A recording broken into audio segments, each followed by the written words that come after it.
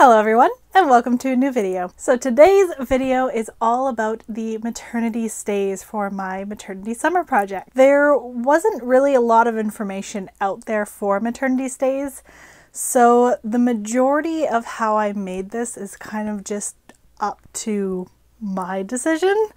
There was a couple of stays that I looked at. One was from Colonial Williamsburg, there was an extant design that I looked at, and then there's a couple other ones that I just kind of found throughout the internet. The pattern I used for my stays is actually a pattern from Costume Close Up, and they are the stays on page 61. Now, these stays aren't actually maternity stays, but I altered the pattern so I could turn them into maternity stays. The actual pattern is on page 62, and so I just sized everything up, altered the pattern to create my size, and then went from there and added a couple changes to make them adjustable so they could grow throughout the pregnancy. Now, my stays, I actually created, I started making them back in 2017, and I never ended up putting the video out for them, and my filming style has changed a bit since then. So just a heads up. So that is enough talking from me, and it's time for me to show you how I made the stays. Alright, so this is the pattern I have created. This is the center front. This is going to be the opening for the side lacing, and this is the center back. So the pattern has been modified from Costumes Close Up. The original pattern, all these pieces were together, and it did not have a center front opening. So my modifications for the pattern was adding a center front opening, adding the side opening, and then just making the pattern just in general a little bigger.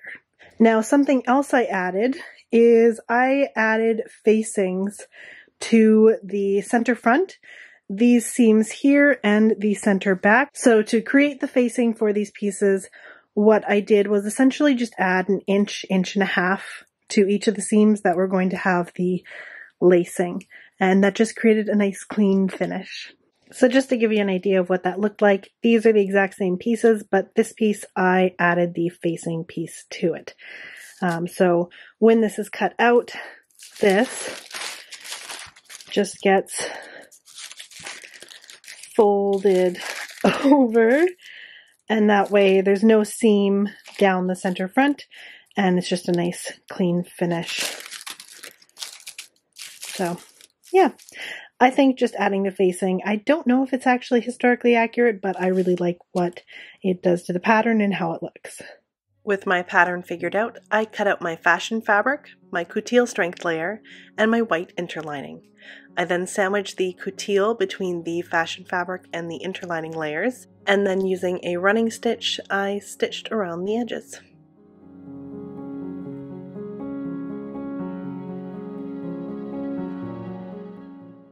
Once all the pieces were flat-lined, I then used a friction pen to draw them on my stitching lines for my boning channels.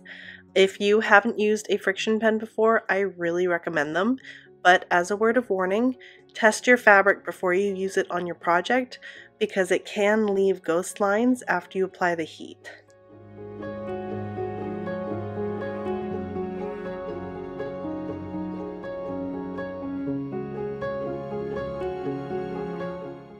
Now, some of my boning channels are curved for where the tabs branch off from the body of the stays, so for those areas I did freehand to connect them.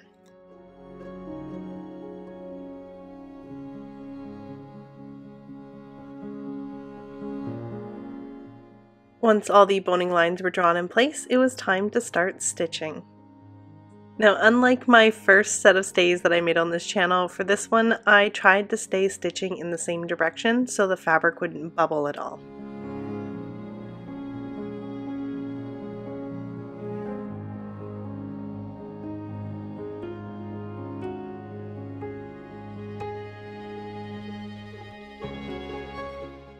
For the areas that had facings, I folded the facing back along the marked line and then stitched the boning channels to secure the facing in place.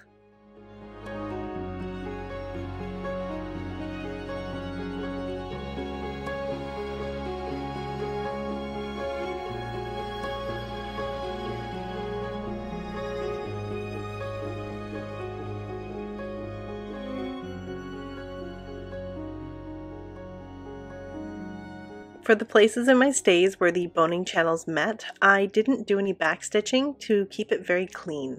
Instead, I pulled the front thread to the back and hand tied each one to make sure it was secure.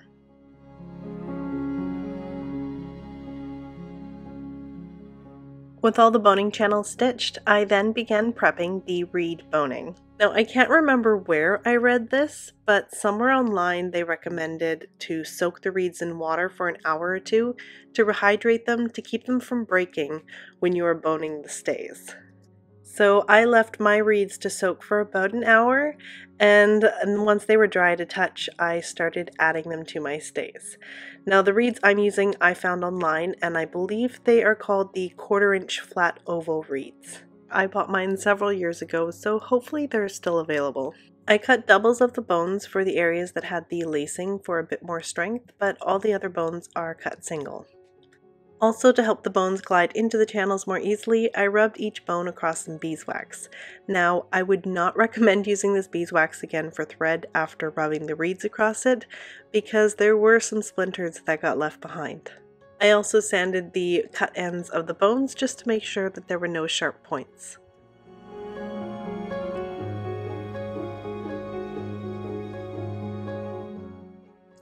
I then repeated these steps several more times until it was completely boned.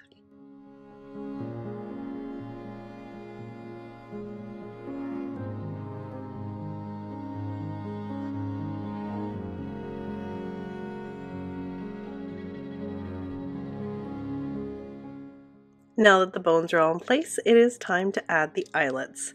So when I made my first pair of stays, I waited until the end to add the eyelets, and I found it was such a pain to maneuver around the stays.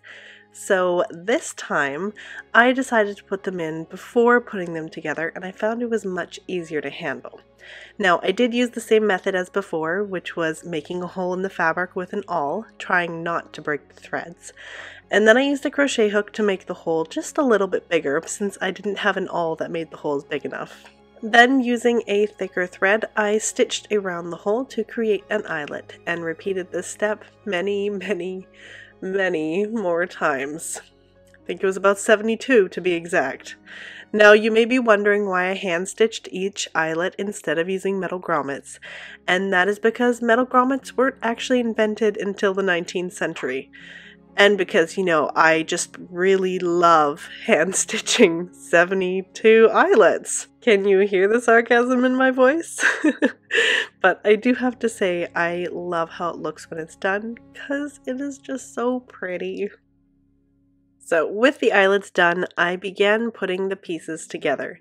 Now with my first pair, I did this by hand with whip stitches, so if you want to see that process, you can click the link in the corner, or you can check the description when you're done this video. But this time around, I just stitched them together like a regular seam. So once all the pieces were sewn together, I then took an extra step and stitched the seam allowance along the top and bottom of the stays. Now I know technically there isn't supposed to be a seam allowance along the top and bottom when you are finishing them by hand, but I added it to mine just for some extra security to make sure that the bones didn't work the way through the binding.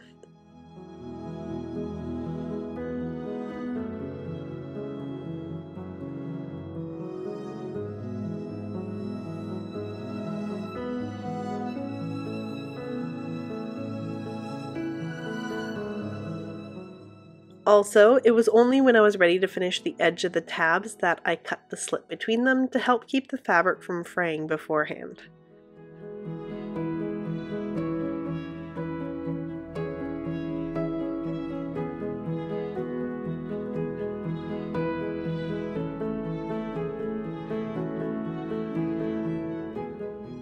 And once that was done, I added some trim along the seams and then attached it with a long and short running stitch.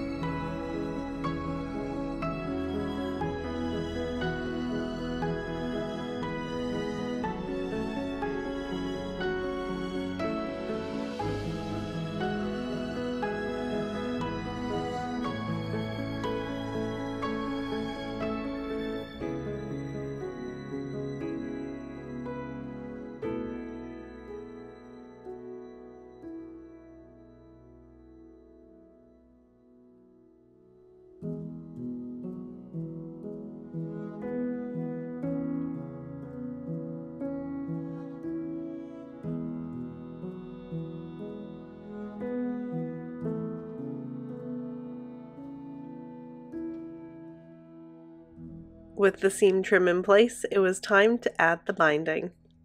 Now, my binding I made up of 1-inch strips that I cut on the bias, and I just simply whipped it in place all around the edge of the stays. Once I had stitched it to the front, I then flipped it to the wrong side and then neatly whipped it in place.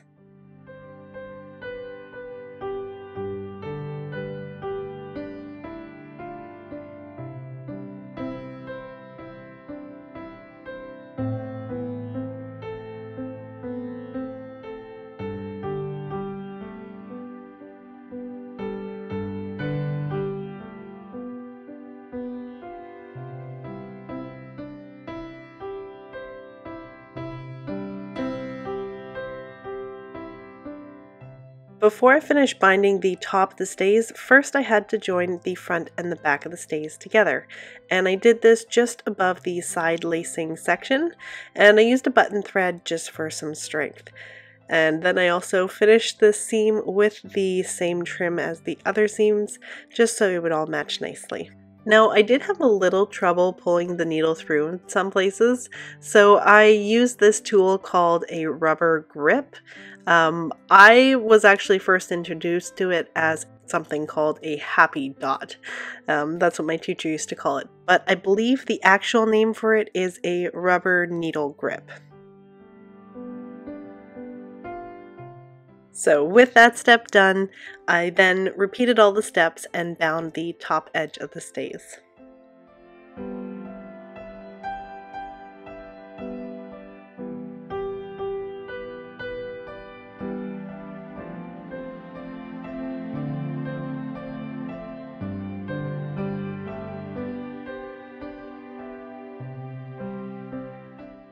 And then it was time for a little happy dance because these stays are almost done.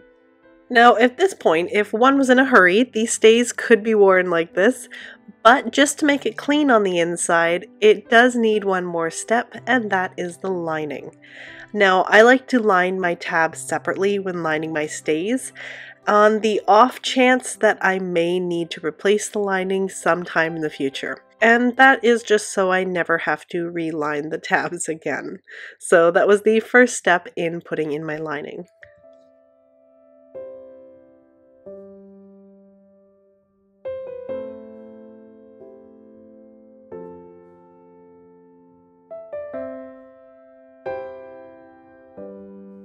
And to attach the lining, I just used a series of small whip stitches.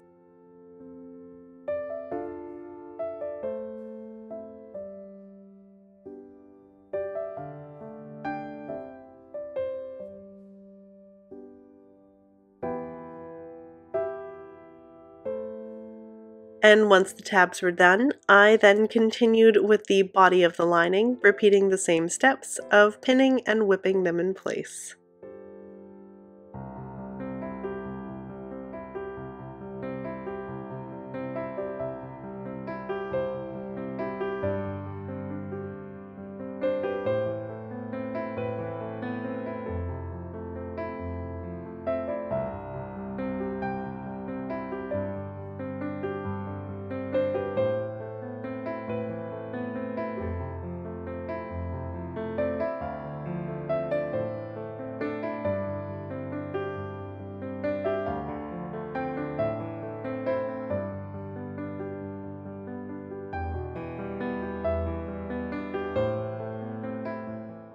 And with the last piece of lining stitched in place, it is time for the reveal.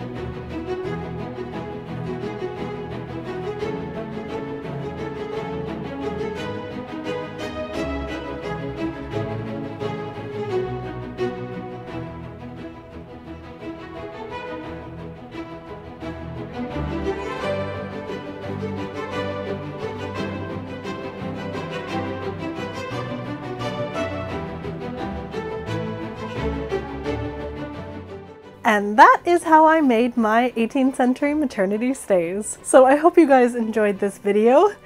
As you can see, I am still very pregnant and I'm matching my Judy here. As I mentioned before, there's not a lot of information on maternity stays, so this is just how I made it. I think the lacing on the side came out wonderfully, and just having the lacing on the side, in the front, and on the back, it definitely works wonderfully. As you could see, they fit throughout the entire pregnancy, so I think it is very much a success. I hope you guys enjoyed this video, and don't forget to stay tuned for the next video in the series, which is going to be the 18th century quilted petticoat. And I am very much questioning my sanity right now on making a quilted petticoat in the middle of summer. It might turn into an autumn thing, we'll see. So that is it for today, and I hope you have a lovely day, and I'll see you next time.